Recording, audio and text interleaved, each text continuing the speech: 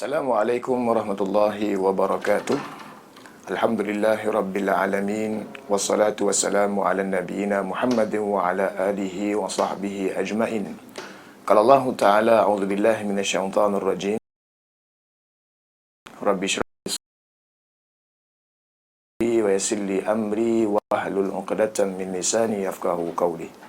Allahumma ati nafsi taqwaha wa zakkiha anta khairu man zakkaha anta waliyuha wa maulaha. Para penonton yang saya hormati, apa khabar semua? Semoga anda semua berada dalam keadaan sihat, dan pada masa yang sama kita bersyukur kepada Allah Subhanahu wa taala agar Allah Subhanahu wa taala memberikan kita keafiatan, kesihatan, dan pada masa yang sama diberikan perlindungan daripada segala pelbagai penyakit lah. Itu yang kita inginkan. Amin ya rabbal alamin. Baik, para penonton, pada hari ini seperti mana biasa yang minggu-minggu yang sebelumnya yang telah pun saya kongsikan berkenaan dengan tajuk harapan bukan satu kepalsuan, saya telah pun menyentuh tajuk yang pertama ataupun perkongsian pertama berkenaan dengan refleksi supaya kita sentiasa istighfar kepada Allah Subhanahu wa taala. Manakala minggu yang seterusnya pula telah pun saya kongsikan berkenaan dengan ketaatan kepada undang-undang yang telah pun ditetapkan. Jadi satu perkara yang kita katakan harapan itu bukan satu kepalsuan bila mana kita akur dengan apa yang telah pun ditetapkan dalam sudut peraturan yang telah pun diberikan. Maka para penonton, kali ini ataupun edisi kali ini istimewa sedikit kerana kita akan sentuh kepada bab-bab yang kita katakan berkaitan dengan ibadah di bulan Ramadan. Jadi saya akan kongsikan pada minggu pertama ini, maklumlah dah masuk dalam bulan Ramadan ni, kita nak kongsikan berkenaan sebuah tajuk ibadah indah bersama keluarga. Jadi ibadah indah bersama keluarga ni kalau kita lihat dalam sudut aspek kekeluargaan, dia mesti tahu sikit sebanyak asas agama yang perlu dilakukan ataupun dilaksanakan dalam setiap individu keluarga. Sebab tu saya selalu sering ingatkan kepada pasangan yang saya nikahkan. Saya katakan kepada mereka, hubungan baik dengan Allah Subhanahu wa taala tu perlu ada. Kerana itu adalah asas utama yang perlu ada dalam setiap individu. Dan bila mana saya katakan individu, dia merupakan individu Muslim ataupun Muslimah. Jadi bila mana kita nanti berkeluarga, kita dah ada asas-asas yang penting untuk kita terapkan untuk generasi-generasi yang akan datang. Jadi insya-Allah dalam edisi ini, kita nak ceritakan tentang ibadah mudah. Kita katakan ibadah mudah ni kita lakukan bersama keluarga. Kerana apa? Kita nak menjadikan ataupun kita nak lahirkan sebuah masyarakat yang kita katakan masyarakat yang boleh dikatakan sebagai masyarakat yang bermaruah.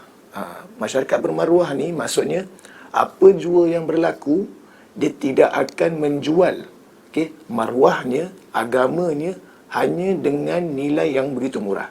Jadi sebagai keluarga, kita nak kena membentuk kepribadian kita dalam menuju kebahagiaan ataupun menuju keredaan Allah Subhanahu wa taala. Baik penonton, saya nak kongsikan sepotong ayat yang ia menjadi wasiat, menjadi wasiat kepada kita, yang mana Nabi Ibrahim AS, kita kenal Nabi Ibrahim AS menerusi sejarah dan sebagainya. Dan Nabi Ibrahim ni merupakan salah seorang Nabi yang dikatakan ulul azmi. Jadi dalam ayat surah Ibrahim, ayat 40, kalau ada yang mempunyai Quran, nak cek ataupun nak buat apa ni katakan orang, nak buat rujukan, boleh buka surah Ibrahim ayat 40. Firman Allah Subhanahu wa taala, a'udzubillahi minasyaitonir rajim, Rabbi ja'alni muqimas salah wa min zurriyyati Rabbana wa taqabbal du'a.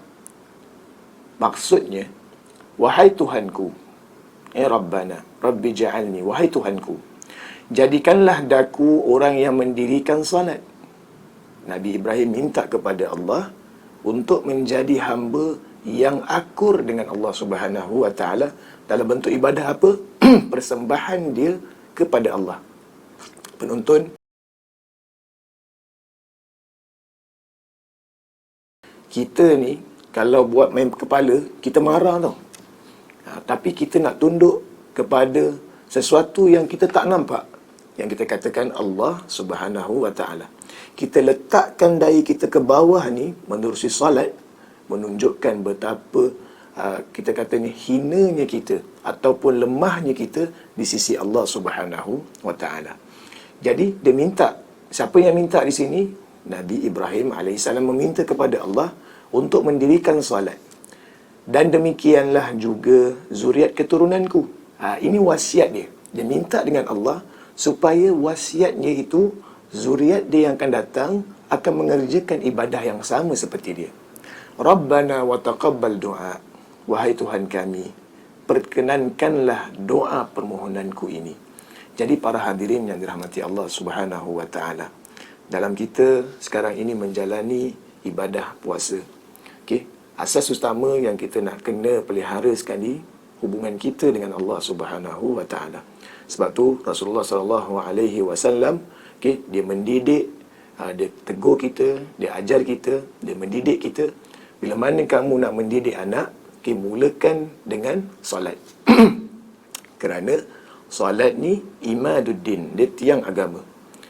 Dia tak perlu dengan berbicara, menyuruh anak dan sebagainya. Waktu anak itu baru lahir, kita pasangan, suami dan isteri kena mainkan peranan. Sebab tu saya katakan dengan pasangan, tak ada tempat yang paling indah untuk beribadah hanya di tikar sejadah.